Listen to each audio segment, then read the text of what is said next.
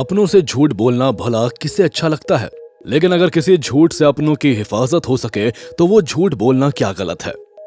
इसी कारण अभय भी अपने मॉम डैड को अपना सच नहीं बता सकता था, लेकिन कब तक रख पाएगा वो अपने पेरेंट्स को अंधेरे में।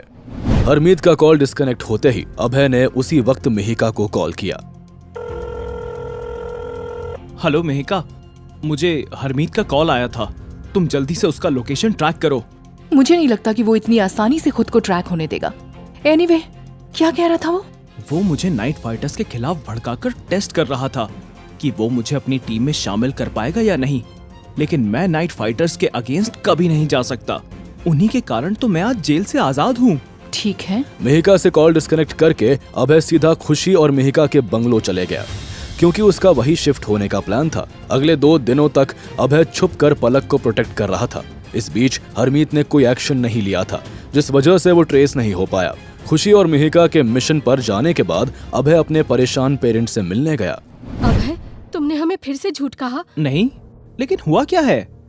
कपूर इंडस्ट्रीज के अगेंस्ट बहुत सी कंपनीज ने एक्शन लिया है, जिनमें सबसे मेन धीरज राजपूत है। और जितना मैं बिजनेस को समझता हूं, इसका डायरेक्ट नुकसान स्काई व्यू कंपनी को भी झेलना पड़ेगा। मुझे सच बताओ अभय, क्या तुमने मिस्टर राजपूत से ये सब करने को कहा है? नहीं डैड, हो सकता है उनकी कुछ राइवलरी हो। मैं जानता हूं कि मिस्टर राजपूत तुम्हारे दोस्त जैसे हैं। उन्होंने मुझे नौकरी भी दी है। तुम प्लीज उन्हें समझाओ कि वो ऐसा ना करें। तुम मिस्टर राजपूत से अपना बदला नहीं ले सकते।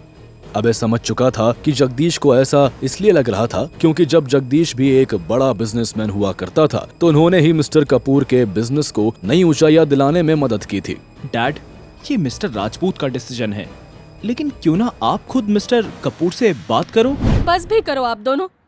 और मुझे याद आया कि अभय, तुम हमें अपनी गर्लफ्रेंड से मिलवाने वाले थे ना? अगर तुमने हमें उससे मिलवाना नहीं तो तुम्हें दोबारा शालिनी से मिलना पड़ेगा। ओके, मैं कल ही आपको अपनी गर्लफ्रेंड से मिलवाता हूँ। अभय अपने रूम में जाकर तुरंत सानिया को मैसेज करता है। कल मेरे पेरेंट्स से मिलना है। Done, my fake boyfriend and real fiance. Message देखकर अभय ने फोन में तारीख देखकर सोचा, बस 2 दिन में सारा सच सबके सामने होगा। सोमेश के साथ फैमिली के सभी लोग कपूर हाउस पहुंचते हैं। हॉल के बीच में 2 80 साल के आदमी आनंद कपूर और शिखर कपूर बैठे थे। सोमेश, शिखर और आनंद तीनों कपूर कंपनी के सबसे बड़े शेयर होल्डर्स थे। सब आ गए हैं, अब बताओ सोमेश, ये सब क्या है? सोमेश को देखकर कोई भी बता सकता था कि वो 4 दिनों से सोया नहीं था, लेकिन इस वक्त सब उससे नाराज थे। जैसा कि सबको पता है कि रॉयल बैंक, स्काई व्यू और दूसरी कंपनीज ने हमारे मार्केट गिराने की कोशिश की है, लेकिन मैं नहीं जानता ये सब किसने करवाया है। वहाँ राघव बस चुपचाप गुस्से में बैठा था, क्योंकि वो जान गया था कि कंपनी का अगला वारिस जसदीप ही बनेगा। मुझे लगता है इसके पीछे धीरज राजपूत है। मुझे बस इतना पता है कि अभय और जगदीश धीरज के साथ मिलकर हमसे बदला ले रहे हैं। ये कैसे पॉसिबल है? अभय तो अभी जेल से निकला है और धीरज इतना बेवकूफ नहीं कि अपनी कंपनी ऐसे ही दांव पर लगाएगा। वैसे रॉयल बैंक से कुछ इन्फॉर्मेशन मिली? नहीं, और हंसराज भी बात नहीं कर रहा है, लेकिन ये पता चला है कि उसने diamond card holder mister Batra को भी हेल्प करने से मना कर दिया है। सोमेश की बात सुन के सब समझ गए थे कि ये सिचुएशन से निकलना अब लगभग नामुमकिन है। अब हमारे पास सिर्फ एक मौका है। कंपनी का ईयर एंड समरी बैंक्वेट है और हमें पार्टी ऑर्गेनाइज करनी ही होगी।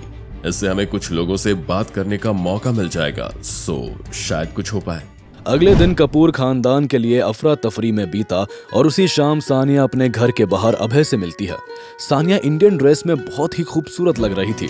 उसके हाथ में 2 गिफ्ट बॉक्सेस और एक पर्स था। अभय को अपनी तरफ एकटक निहारते देख सानिया खुश लग रही थी। अभय, कैसी लग रही हूँ? उसकी आवाज से जैसे अभय सपने से बाहर आया। Very beautiful. अब बस मॉम डैड के सामने सब संभाल लेना। डोंट वरी, अब तुम देखो मैं सबको कैसे इम्प्रेस करती हूँ। और तो और, मैंने तुम्हारे मॉम डैड के लिए गिफ्ट्स भी ले लिए हैं। हूँ ना मैं कितनी स्मार्ट? हाँ हाँ, आखिर फियांसे किसकी हो? गर्लफ्रेंड बोलो। वैसे ये गिफ्ट्स किसके लिए लाई हो? यस, तुम्हारे मॉम डैड के लिए लाई हूँ। आंटी के लिए नेकलेस और अंकल के लिए वॉच। मैं पहली बार उनसे मिलूंगी ना। और हाँ, इसके पैसे मेरे अकाउंट में ट्रांसफर कर देना। ये कहकर सानिया हंसने लगी और कहा, तुम्हें नहीं कहा था ना कि मॉम डैड को इम्प्रेस करना है?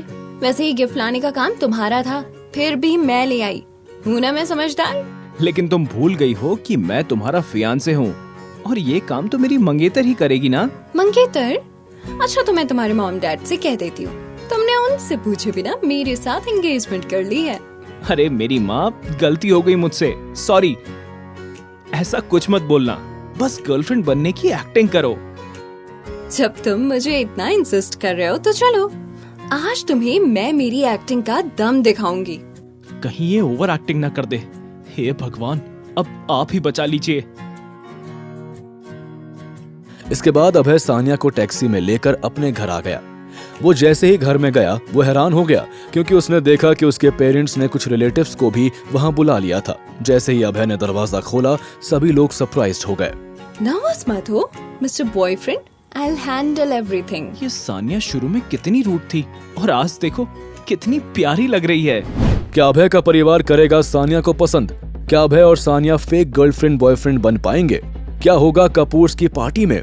जानने के लिए देखिए अगला एपिसोड सिर्फ पॉकेट एफएम के YouTube चैनल पर। और बंदा ये बैड एस है के सारे एपिसोड्स को सुनने के लिए डिस्क्रिप्शन में दी हुई लिंक से डाउनलोड कीजिए पॉकेट एफएम ऐप।